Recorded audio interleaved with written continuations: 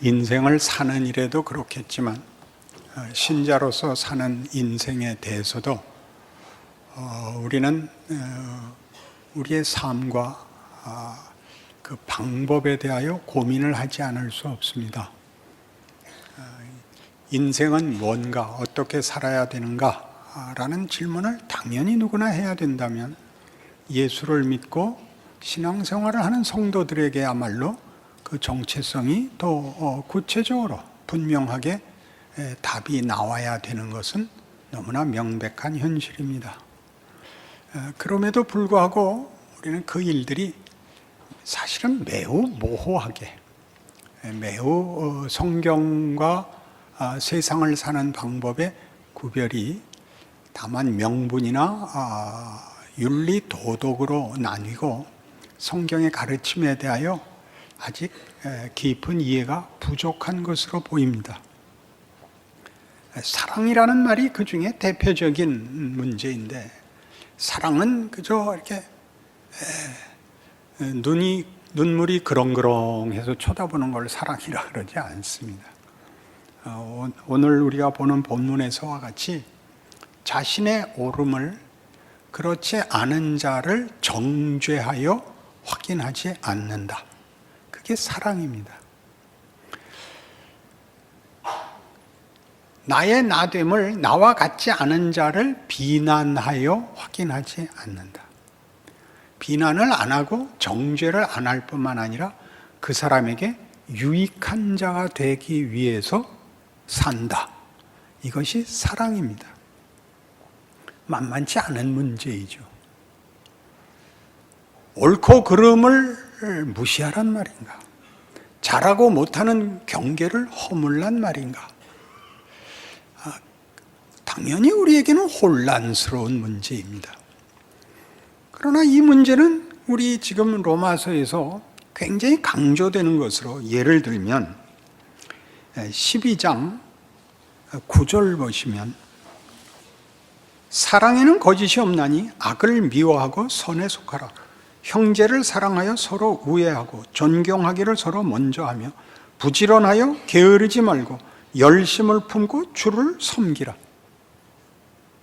악을 미워하고 선에 속하라. 사랑이 선에 속하는 성경의 구체적인 요구입니다. 내가 맞고 너 틀리다가 선이 아니라고 가르치는데, 우리는 맞고 틀리고, 그래서 잘하고 못하고, 내가 옳고 너는 그르고, 나는 좋은 사람이고 너는 나쁜 사람이고 라는 이 이분법에서 벗어나지를 못합니다. 14절 보실까요? 너희를 박해하는 자를 축복하라. 축복하고 저주하지 말라. 여기에 오면 사랑이 무슨 말인지 확실하죠. 틀린 사람 위에서 살아라. 아이고, 그건 못하겠습니다. 틀린 사람 복 받으라고 살아라. 왜? 우리 14장에서 이렇게 되어 있었습니다. 4절, 14장 4절. 남의 하인을 비판하는 너는 누구냐? 그가 서 있는 것이나 넘어지는 것이 자기 주인에게 있음에 그가 세움을 받으리니 이는 그를 세우시는 권능이 주께 있음이라. 그건 하나님 권한이다.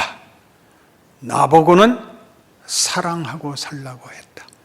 이웃에게 악을 행치 말라고 배웠다. 저 사람에게 내가 잘하는 것이, 잘하는 짓이 모를 것 같은 그 마음을, 저를 세우시는 권능이 하나님께 있다는 것 기억하고 참는 정도가 아니라 너희를 박해하는 자를 축복하라. 축복하고 저주하지 말라. 악으로 악을 갚지 말라. 그렇게 살아야 된다고 가르치고 있습니다. 만만치 않은 문제이죠. 더 풀어나가야 됩니다. 성경이 그랬다. 그러니까 당장 그렇게 하자. 그렇게 간단하게 실천이 되지 않으니까 조금 더 설명이 필요하겠죠. 로마서 8장으로 갑니다. 로마서 8장 18절. 생각하건대 현재 고난은 장차 우리에게 나타날 영광과 비교할 수 없도다. 피조물이 고대하는 바는 하나님의 아들들이 나타나는 것이니 피조물이 허무한데 굴복하는 것은 자기 뜻이 아니요 오직 굴복하게 하시는 이로 말미암음이라. 그 바라는 것은 피조물도 썩어짐의 종로로 한 데서 해방되어 하나님의 자녀들의 영광의 자유에 이르는 것이니라. 우리가 현실 속에서 받는 고난, 세상은 다 고단한 법이다 이렇게 얘기하는 거야. 사실이니까 반대할 수 없지만 예수를 믿고도 힘들다에 대해서는 우리는 긍정하고 싶지 않습니다. 예수를 믿고 살면 안 믿고 산 것보다는 나아야 된다.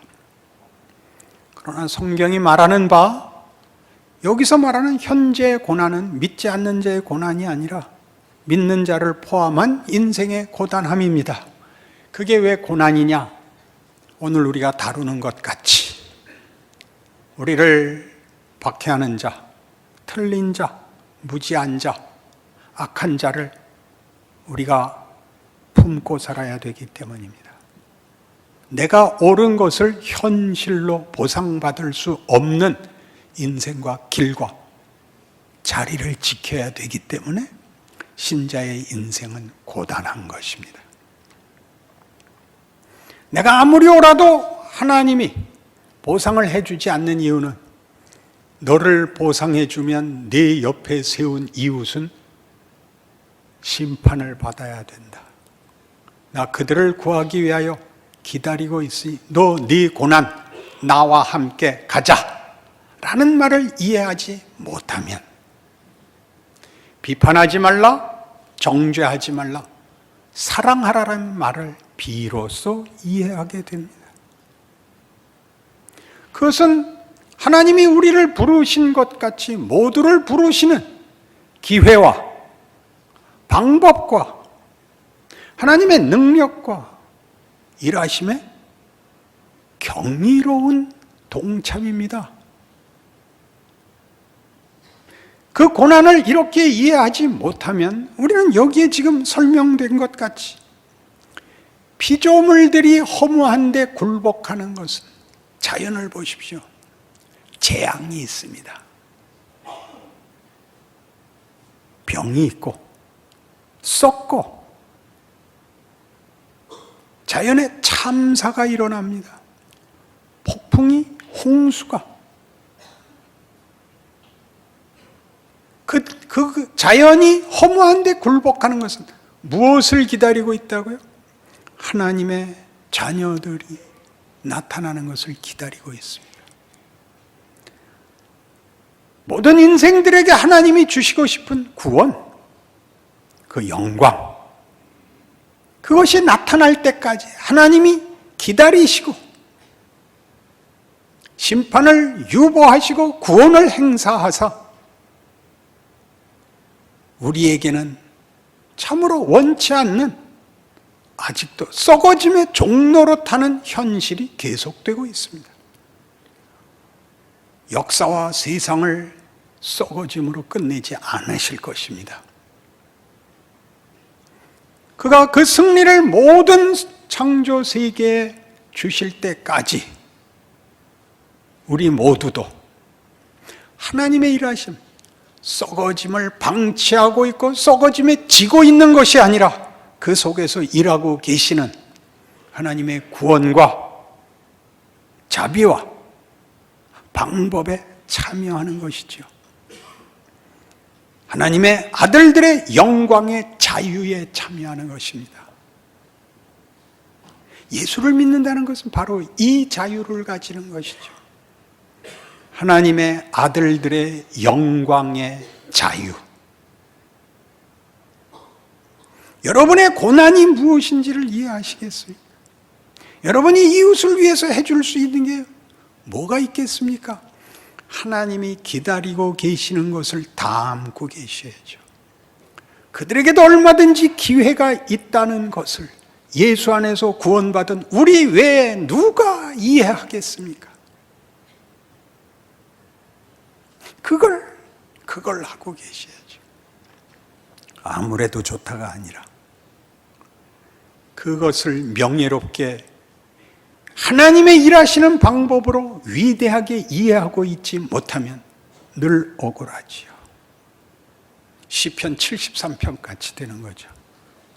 하나님, 저 악당들은 왜 형통하게 살고 지가 바라는 것보다 더 받습니까? 우린 뭡니까? 이게 나오죠. 빌립보서 2장으로 갑니다.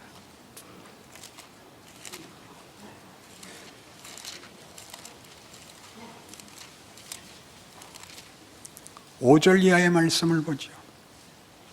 너희 안에 이 마음을 품으라. 곧 그리스도 예수의 마음이니 그는 근본 하나님의 본체시나 하나님과 동등됨을 취할 것으로 여기지 아니하시고 오히려 자기를 비워 종의 형체를 가지사 사람들과 같이 되셨고 사람의 모양으로 나타나사 자기를 낮추시고 죽기까지 복종하셨으니 곧 십자가에 죽으심이라. 이러므로 하나님이 그를 지극히 높여 모든 이름 위에 뛰어난 이름을 주사 하늘에 있는 자들과 땅에 있는 자들과 땅 아래에 있는 자들로 모든 무릎을 예수의 이름에 꿇게 하시고 모든 입으로 예수 그리스도를 주라 시인하여 하나님 아버지께 영광을 돌리게 하셨느니라. 하나님의 자랑을 보십니까? 나 이런 하나님이다. 어떤 하나님? 기다리시는 하나님, 양보하시는 하나님, 우리를 위하여 손해 보시는 하나님. 우리는 이 하나님의 일하심에 동참하고 있습니다. 하나님의 자녀들의 영광의 자유. 하나님 누구에게 떠밀려서 할 수 없어서 하신 일이 아니고 하나님의 자랑은 하나님이 그런 성품을 가지신 그런 위대한 인격이라는 사실에 있습니다. 기다리실 수 있는 분, 용서하실 수 있는 분, 충분히 우리가 익도록 익도록 기다릴 수 있는 분, 위대하지요. 그래 우리가 어디에서 늘 틀리느냐 하면 엘리야가 갈멜산 전투에 이겼으나 그 악한 정권이 무너지지 않는 것을 보고 놀라서 호렙산까지 도망옵니다. 하나님이 와서 묻죠. 엘리야야, 너 왜 여기 있느냐? 그 답을 음미하셔야 됩니다. 다 죽고 나 하나 남았는데 나도 죽이려고 합니다. 내가 죽으면 이제 텍스트를 담을 데가 없습니다. 나도 죽이려고 하는데 내가 도망을 가야지 어떡하겠습니까? 하나님의 답이 이겁니다. 7,000명이나 남겨뒀다. 그리고 엘리야에게 이 명령을 내리시죠. 너 가서 예후로 이스라엘 왕을 삼고 하사엘로 아람 왕을 삼으라. 북왕조 이스라엘은 유다와 달리 하나님 없는 길로 갔습니다. 같은 민족이지만 하나님의 신종 정치를 유지하고 있는 유다에게는 큰 적입니다. 거기다 아람은 그때 국제 정세에서의 강대국입니다. 그 정권을 연장하라는 것입니다. 컨텍스트를 연장하랍니다. 그 악한 세력과 그 존재들을 연결하라고 하고 내 뒤를 이어 엘리사를 세우라고 합니다. 우리가 해야 할 일은 텍스트를 담는 것입니다. 교회와 성도들의 책임이죠. 정치적, 경제적 차원에서 또는 사회적, 교육적 차원에서 기독교가 뭘 해야 되는가? 컨텍스트에 대해서는 우리는 모릅니다. 한 나라의 정치, 사회적, 국가, 민족적 위대한 지도자가 기독교에서 나와야 되느냐? 그건 모릅니다. 그것은 교회가 할 일도 교인이 할 일도 아닙니다. 컨텍스트에 어떤 기여를 하느냐는 전적으로 하나님 손에 달려 있습니다. 우리가 할 수 있는 일은 이웃 앞에서 텍스트를 담아내는 남겨진 7,000명으로 일을 해야 된다는 건 외면할 수 없는 모든 이들의 책임입니다. 그러니 교회라는 이름을 빌어서 컨텍스트를 바꾸어 자신의 짐을 덜려고 하는 그 시험에 빠지지 마십시오. 어떤 컨텍스트 속에서도 좋다. 그게 개혁주의죠. 우리가 갖고 있는 이 종교 개혁 이후로 개신교가 가지는 가장 중요한 신앙에 대한 신학적 이해는 개혁주의란 말로 요약된 이 이해가 있습니다. 어제 깨우치고 결심하고 행사한 것으로 끝나지 않는다. 그것을 매일 담아야 된다 이겁니다. 어제 깨우치셨습니까? 오늘이라는 날에 그걸 담으십시오. 오늘 담으셨습니까? 내일은 내일 또 담아야 됩니다. 그게 개혁주의입니다. 다 뜯어 고치자, 그렇게 간단한 그런 구호가 아니고, 하나님이 하루를 더 살게 하면 하루만큼 더 담으십시오. 나는 이런 깨우침이 있었다, 이런 훌륭한 일을 했다는 잊으시고, 오늘 깨우치신 것 오늘 담고, 내일은 내일이 오늘이 되어 연장되는 모든 컨텍스트에, 시간적으로 연장되는 세월 속에 여러분이 아는 텍스트를 담는 자로 자리매김을 하십시오.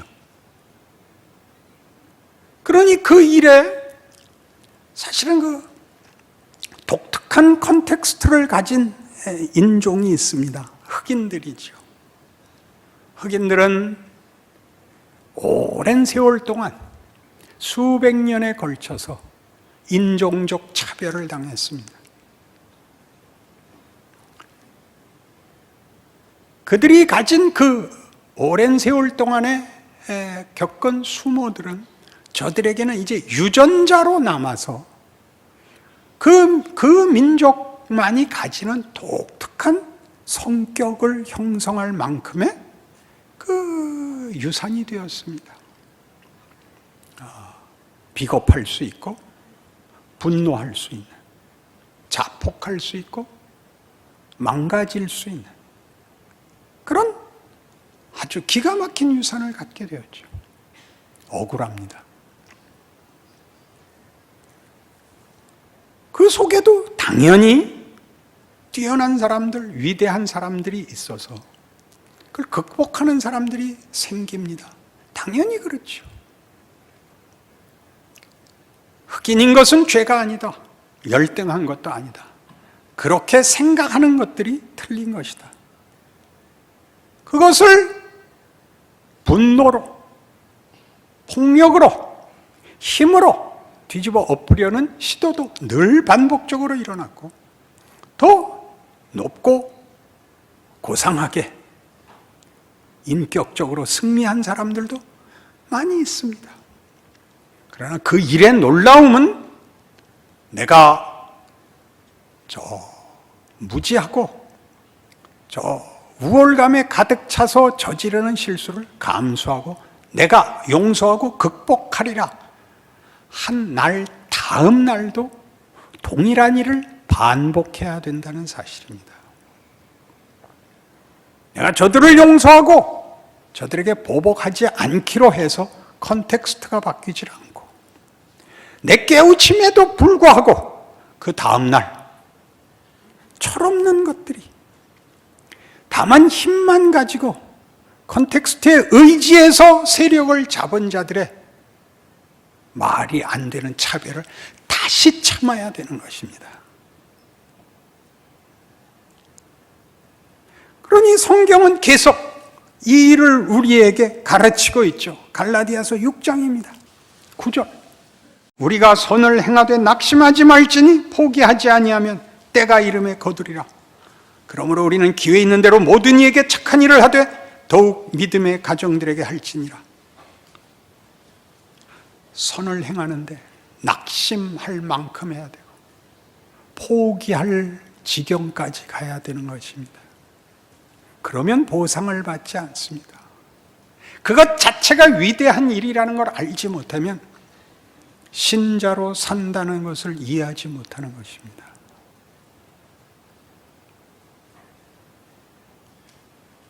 성경은 해결을 다 예수님 다시 오시는 날로 미뤄두고 있습니다. 그럼 다만 참고 다만 희생하는 것이라고요? 그것이 하나님의 자녀들의 영광의 자유라고요. 영광의 자유, 자발적 선택이 됩니다. 왜요?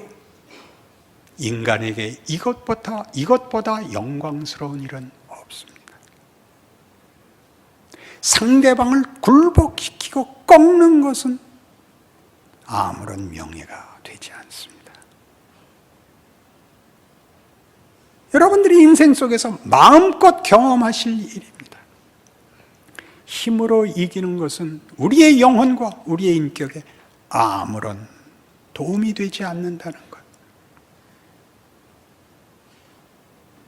나이가 들면 더 확실해지죠. 세상이 약속했던 것, 속았던 것들의 진실을 알게 됩니다. 하나님의 사람으로 산다는 것이 얼마나 굉장한 일인가를 배우고 아무래도 좋다가 되죠. 아무래도 좋다에 실감나는 예가 있습니다. 쇼생크 탈출. 레드라는 흑인 죄수가 있죠. 종신형을 받고 수감 중입니다. 그 영화에서 3번에 걸쳐서 가석방 청문회에 출석합니다. 아직 형을 다 마치기 전에 모범수를 미리 풀어주는 제도이죠. 2번을 퇴짜를 맞습니다. 뭐라고 얘기했는데요? 사회에 복귀할 준비가 되었는가? 되었습니다. 저는 교화되었습니다. 제 죄를 충분히 뉘우쳤습니다. 이제는 남에게 해를 끼치지 않고 위협적인 존재가 되지 않고 성실히 살 준비가 되었습니다. 그때마다 위원회에서 도장을 뭐라고 찍죠? 부적격. 마지막에 불려나갑니다. 주인공 앤디가 탈옥한 다음이죠. 당신은 잠깐 나보고 사회에 복귀할 준비가 됐냐고 물으려는 거지요. 그래. 돌이켜보면 옛날에 젊은 철딱선이 없는 애가 기억이 나지. 자기가 무슨 일을 하는지도 모르고 끔찍한 일을 저지른 아이지. 지금 만날 수 있다면 이 얘기를 해주고 싶어. 네가 하는 게 뭔지 아냐고. 그럴 수는 없지. 나보고 사회에 나갈 준비가 됐냐고. 귀찮게 하지 마. 난 그딴 건 몰라. 난 이제 그따는 거는 아무래도 좋아. 합격?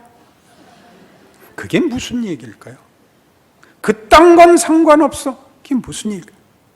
난 아무래도 상관없어가 무슨 말일까요? 난 내 이웃이 나한테 편해야 되는 그런 조건은 이제 구별이 없어졌어. 나는 누구를 이웃으로 해서도 살 수 있어. 감옥이면 어때? 여기에도 내 이웃은 있어.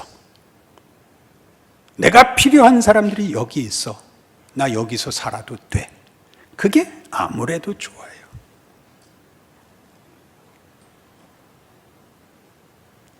누구한테 배웠을까요? 앤디한테 배웠죠.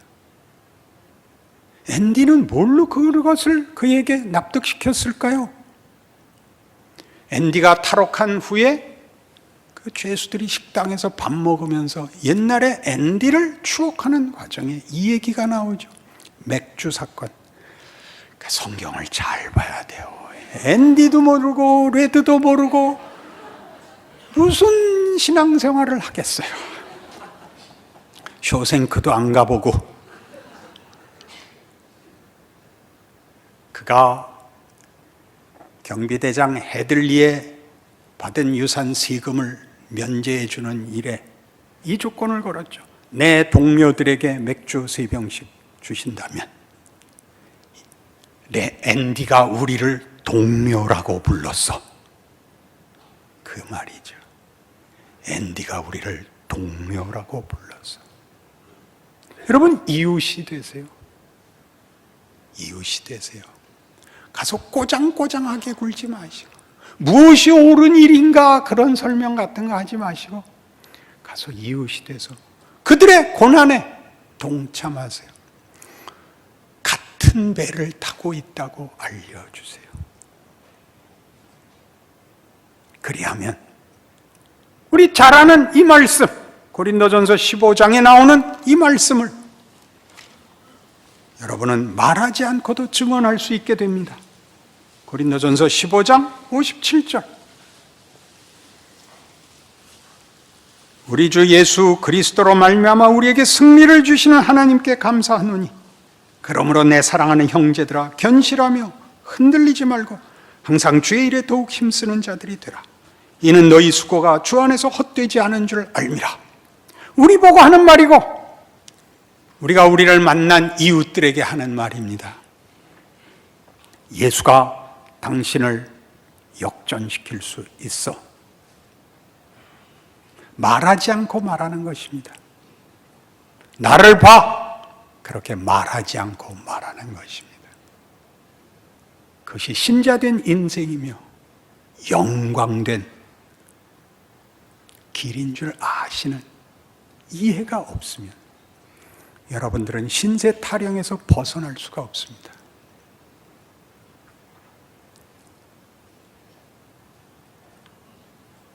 레드보다는 훌륭해져야 되는 게 기본 아닌가, 그렇게 생각하고 있습니다. 아무 데라도 좋아. 그 고백과 그 명예가 여러분의 인생에 늘 듬뿍하시기를 빕니다. 기도하십시다. 하나님 아버지 은혜를 감사합니다. 우리의 존재와 현실과 우리의 제한들에 대하여 우리는 불평할 것이 없습니다. 그것은 아무래도 좋습니다. 하나님 그 아들을 보내신 것 같이 우리를 보내시는 줄 이제 알 것 같습니다. 그 명예로운 인생을 살겠습니다. 그 기적의 자리에 들어가겠습니다. 순종하고 기다릴 수 있게 하여 주시옵소서. 웃고 따뜻한 존재로 서 있게 하여 주시옵소서. 예수님 이름으로 기도합니다.